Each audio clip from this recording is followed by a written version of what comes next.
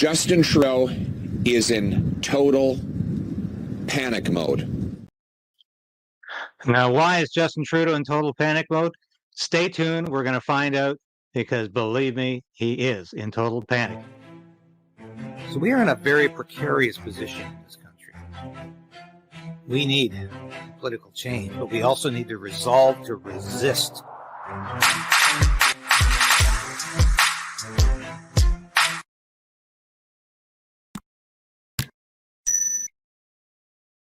All right, Justin Trudeau made a little announcement last week. I'm sure you all know about it. But this week is going to be all about why it's not going to work. So he's declared a 3-year moratorium on the carbon tax on home heating oil. Oh, in Atlantic Canada. He's got some other schemes up his sleeve, and we'll find out about those later. But let's just hear what Mr. Trudeau had to say when he made this surprise and, I think, desperate announcement. Make sure we're fighting climate change in ways that supports all Canadians. That has been at the center of our choices as a government for the past 8 years. Fight climate change while supporting Canadians in how we do it. So that is why today we are announcing a 3-year pause on the federal pollution price on heating oil. Why do you suppose he wants a 3-year pause on the carbon tax in this particular area? Is it because he's been hearing from members of the Liberal caucus who are scared to death about losing their seats in the next election? Listen to a Newfoundland Liberal by the name of Ken MacDonald. A couple of weeks ago, he explained why he voted in favor of a Conservative motion to axe the tax, because he's desperate about his seat. And let's hear what Ken MacDonald had to say. Where I go, people come up to me and say, you know, we're losing faith in the Liberal Party. They appreciate the fact that I've stood up now twice to do away with a carbon tax or to ask for it to be delayed, and the home heating oil. Right. I think if that could be delayed and moved down the road, whether it be 4 months, 6 months or a year, that would allow things to settle and see where the affordability issue is at that time. We can't keep adding on to expenses. And David, you know that everything in our province comes in by boat and by truck, and they burn fuel, lots of it. So give me a couple of years. He only asked for 2. Trudeau's giving him 3. But yeah, give me 2 years so we can prepare to win the next election. And we don't have to talk about carbon tax in Atlantic Canada. And that's what this is all about. I actually pointed that out the day after Ken MacDonald made this plea. And I said, clearly, this is about politics. He doesn't want to scrap the tax, not for good. No. We'll just push it into the future so we can win the next election. That's all it's about for these Liberals. That's all it's about for Justin Trudeau. And clearly, it's just a political ploy. I don't believe people are that stupid, because just wait. If he gets reelected, God forbid, but if he gets reelected, he will impose the carbon tax immediately again in all jurisdictions, in all areas. And it's even going to be worse than the quadruple carbon tax of 61 cents on every liter of gasoline. It will be higher because there's more to come. All he wants to do is win that next election. He can't lose Atlantic Canada. He's losing just about everywhere else in Canada. He needs that base to stay the same. But guess what? So you don't live in Atlantic Canada. So you're not going to get 3 years grace on your home heating oil. No carbon tax. But there's something for you too. Trudeau pulled something else out of his bag of tricks at this news conference. Let's hear what that was. So that we can give everyone the time and ability to switch to heat pumps. Heat pumps.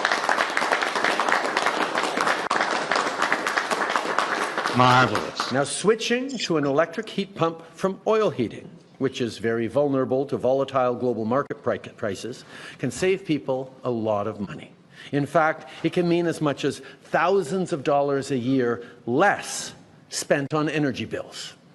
So the second part of our announcement today is that, piloting in the Atlantic, we're working with provinces to install a free heat pump for people who are making at or below median household income.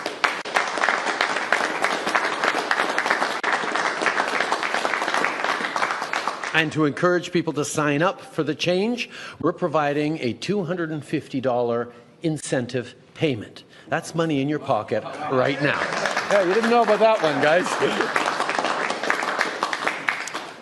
And for everyone else?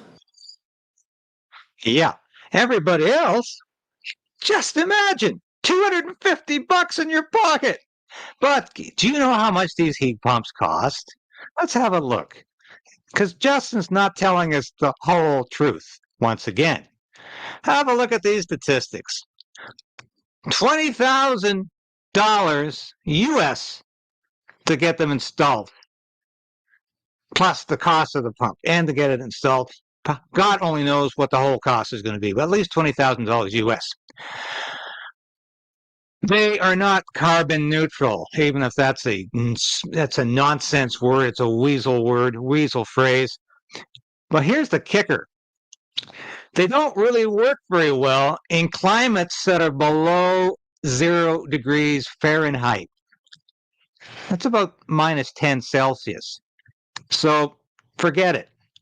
So if you live in Tampa, Florida, probably a good solution for you. If you live in most places in Canada in the winter, from the Atlantic to Alberta, and the interior of BC, where it gets a lot colder than minus 10, it goes down to minus 40 in February, and usually stays around minus 20 for much of January and much of February, your heat pump's not going to be working too well. In fact, you probably wasted your money.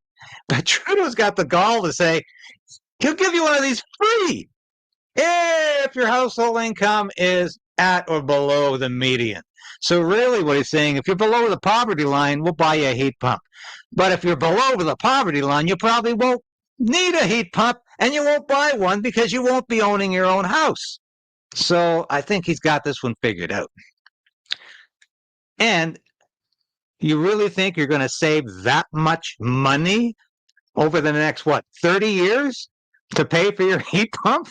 This is just incredibly cynical. This is just absolutely cynical politics. But Trudeau thinks he can get away with this. And it's just outrageous. So, you have to wonder what he's thinking. Let's listen to what Pierre Poilievre has to say about this, because I think this is quite interesting. Justin Trudeau is in total panic mode. Now, what caused this sudden press conference that he cobbled together on Parliament Hill with little notice? Was it because he was concerned at the 78% increase in food bank use under his watch? No. Was it because he worried that 1.9 million visits had to happen in a single month to food banks because Canadians could not feed themselves after 8 years of his leadership? No. Was it because he's worried that scurvy is making a comeback after 8 years of his government's taxes and inflationary policies? No, that didn't worry him either. Was it because he was worried that he doubled the cost of housing, or that these homeless encampments are becoming common right across the country? That wasn't his concern either. What caused Justin Trudeau to freak out yesterday and hold a sudden press conference to announce that he was going to pause the carbon tax on home heating oil? The answer is that he was plummeting in the polls. But what does this announcement really mean? Well, one, Trudeau and the Liberals are still going to go ahead with a carbon tax on your gas and groceries, a tax they plan to quadruple to 61 cents a liter. Two, Justin Trudeau announced yesterday that if you re-elect him, he will put the tax back on your home heating oil.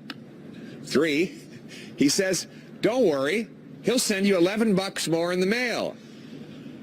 $11.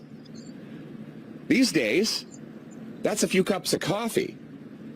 Who's going to feed themselves on $11? While he drives up the cost of the gas and diesel that you put in your car, the fuel that goes into the boats of our fishermen and into the tractors of our farmers, which will drive up the cost of all the food we bring home. That's what you're voting for if you keep Justin Trudeau or the local Atlantic Canadian Liberals elected. Yeah, that's what you're getting. And I think Polyev said it very succinctly. This is all a cynical political move, and it's all about just getting reelected in 2 years' time.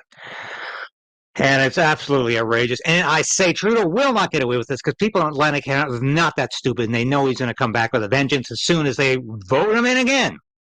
So don't believe a word this man says. And would you trust Justin Trudeau to manage your household costs?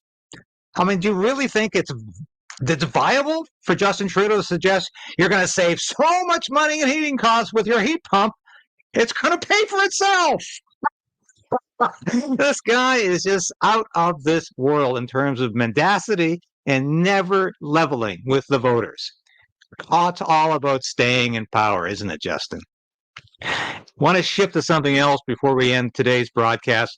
One of my favorite issues, because I think this is the most nefarious part of the Liberal government. It's the censorship program it's imposing on Canadians. You know, we've had 2 legislative triumphs for the Liberals already, Bill C-11 and C-18, which are a direct assault on free speech. The worst part of Trudeau's censorship trilogy is coming with the Online Safety Act. That is going to smother free speech. It's going to make disinformation, as the Liberals define it or don't define it, illegal.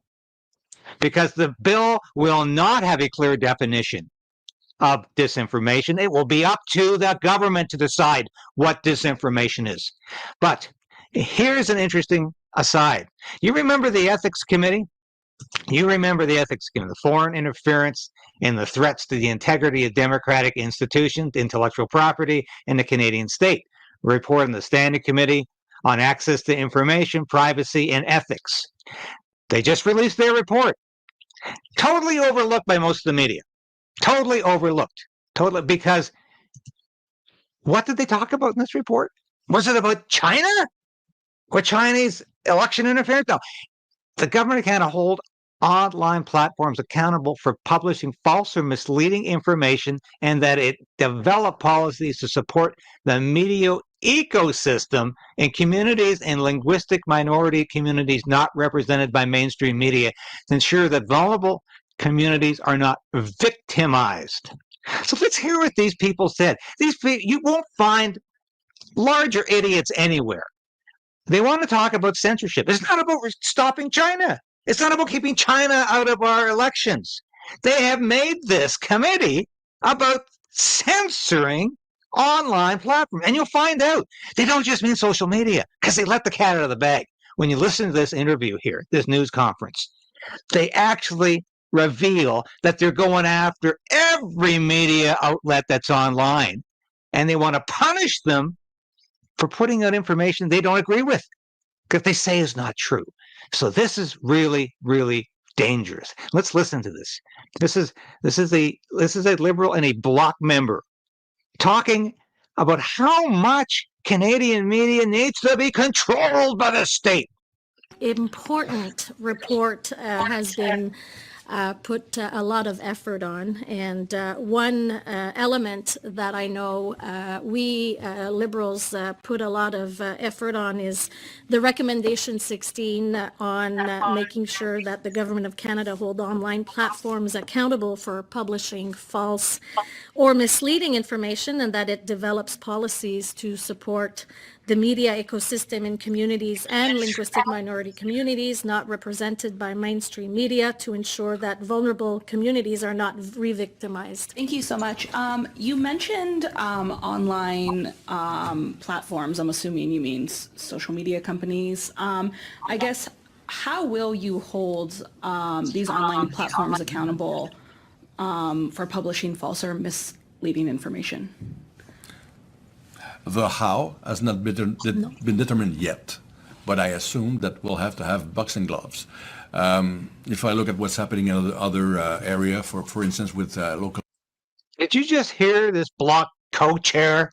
And what in the hell is a Bloc member doing as the co-chair of this committee when they don't give a damn about anything outside of Quebec? But this guy is dictating censorship policy for all Canadians? That's why they called him blockheads. So here he is, the co-chair, and he says they have to put on boxing gloves to get the media. Just listen to this. It's incredible. Medias, at some point, companies will have to understand that they're actors and they're not the government. So I think that will take a firm position. That's what Europe did. And I think that's what we'll have to do here. We're not into the how at the committee, we're into the why. But nonetheless, I think what happens online is basically shaping society. And if we're not acting in a decisive manner, it will shape society to the bottom. And all right, so if we're not in a decisive manner, what does that mean? So the media are only actors, and the only thing that matters is the state. It's the government that's in control, and they're going to be in control of your speech. That's what this blockhead is saying. If you don't even have to listen that carefully, that's what this blockhead is saying. that we have to act. And then the Tories, they released their own dissenting report, and I believe this recommendation is the only one they disagreed with. They view that it's going to stifle Canadians' freedom of expression. I guess, how are you concerned about that as you target social media companies and monitor what's published online? Well, we obviously disagreed on this one. The freedom of expression is often brought forward, but this is not what we're talking about. Actually, we're not censorship and freedom of expression are not the same thing. I mean, they're not the opposite. So, all right, so censorship, freedom of expression are not the same thing. Yeah, I know. Apparently, you don't seem to get that, but he doesn't think they're opposite things either. So censorship? No. That's got nothing to do with your freedom of expression. How stupid is this man? And how stupid does he think we are? I don't think that holding media companies accountable has anything to do with freedom of expression. Nothing at all, I was no. actually very surprised and disappointed to see that it came up today with this. We weren't even really aware that there was a dissenting report coming, and I think it's just part of a little bit of politics of trying to put effort on other ideas than really acknowledging the work that was done during the committee on this issue. And I believe at the time everyone was kind of on the same page of this being a consideration that needed to be part of the report. But again, I would say that it's actually disappointing to see that there was a dissenting report today. Philosophically speaking, freedom of expression is the possibility to speak. It's not the right to say anything. There it is. Freedom of expression is not the right to speak. It is something defined by people like this, by this completely inane politician. That's who decides what free speech is now. But listen, some of the best is coming up. Listen to who calls in here with a real key question. I mean, if you're talking about heinous speech and stuff like that. So freedom of expression gives you the possibility to come into the debate. It doesn't allow you to screw up the debate. It gives you the possibility to debate, not the right. That's a good word. But that's the only one that came to mind. This halfwit doesn't think we have freedom of speech in Canada. We'll turn to the phone lines now. We have Stephen Chase at the Globe and Mail, and a reminder: if you have a question on the phone, lève la main, raise. Now, Stephen Chase, if you recall, was the Globe and Mail reporter who had the interview with the whistleblower at CSIS, who revealed how deep election interference was by China, and that Justin Trudeau was briefed, and that he knew everything about it. Now, this was a whistleblower who was acting contrary to CSIS guidelines and rules, And the Prime Minister said he should be punished. So these committee members want him punished. But listen to what Stephen Chase asks here. Use your hand function in the app there. Thank you, Messi.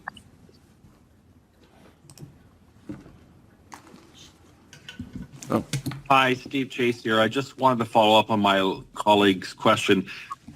What do you mean by online platform? Are you talking about Google and Facebook, or are you also talking about cbc.ca, globemail.com, etc.? In the committee work, we did not specify, but what we had in mind were the Facebook, Google's, Instagram of this world. Now, that doesn't exclude anything at this point, and we have to look into it. When we say online, that's anything that's online. Whoops. Yeah. Whoops. They didn't discuss it too carefully, but online means everything that's online. So he answered the question, actually. That means everything. New media, legacy media, social media, everybody is going to be impacted by this censorship. And you say something the government doesn't like, that they say is disinformation, they'll get you. They'll punish you. They'll go after you. And this is what these idiot politicians are proposing. And my God, we better listen to them. We better listen to what these people are saying, because they're serious. They want to silence us. They're not kidding about this. They want to silence us. And this is absolutely insane. So keep watching. We're going to be following this story because, believe me, the censorship deal from this Liberal government, from this Trudeau government, is the most dangerous aspect that they pose to Canadian society, to civilization right now. And we have got to be aware of it. Thanks for watching. Please ring that bell. I should have asked you sooner. Ring the bell as soon as we come on. Subscribe. Become a financial supporter. And please watch the station. And here's a little reminder of why you want to support us.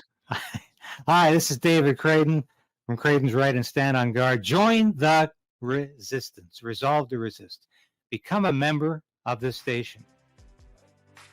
I've been practicing journalism in one form or another for over 30 years. I've worked in print, radio, and television for a lot of prestigious publications and media outlets. I was an Armed Forces Public Affairs officer. I worked in Parliament Hill. I know how Ottawa works, and I know how corrupt federal government can be. But you can play a part in opposing Justin Trudeau's government and Justin Trudeau's plans for Canada. You can become a part of the Crayden's Right resistance. Now, I urge you today, please support this station in any way you can. Ring that bell, subscribe, because that ensures you're at least going to continue to be able to watch these episodes. You'll beat the algorithm. But more importantly, I need your financial support. I hate to ask, but that's what I'm doing. I made a decision to pursue independent media because I believed it was the best possible route for me to take as a journalist and as a concerned citizen of Canada. So you can become a part of that. And at only $5, you can become a part of that on YouTube, on Substack, and with Buy Me a Coffee, a one-time donation. But I need your support. And from the bottom of my heart, I thank you. If you've already done that, if you're already supporting a station, thank you. But if you haven't, make that decision today.